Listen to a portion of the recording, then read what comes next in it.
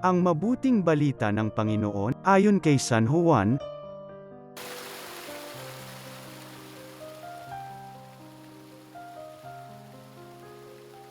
Noong panahong iyon, sinabi ni Jesus sa kanyang mga alagad, kung paanong iniibig ako ng Ama, gayon din naman, iniibig ko kayo, manatili kayo sa aking pag-ibig.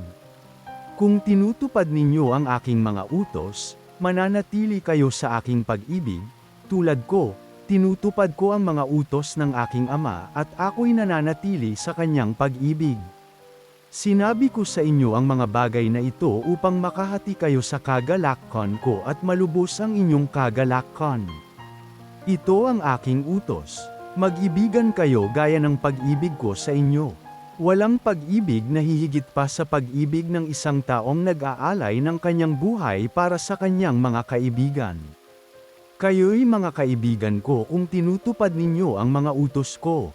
Hindi ko na kayo inaaring alipin, sapagkat hindi alam ng alipin ang ginagawa ng kanyang Panginoon.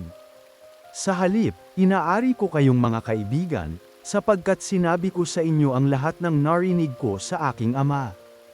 Hindi kayo ang pumili sa akin, ako ang pumili at humirang sa inyo upang kayo'y humayo at mamong nga, at manatili ang inyong bunga. Sa gayon, ang anumang hingi ninyo sa Ama sa aking pangalan ay ipagkakaloob sa inyo. Ito ang inuutos ko sa inyo. Mag-ibigan kayo. Ang mabuting balita ng Panginoon.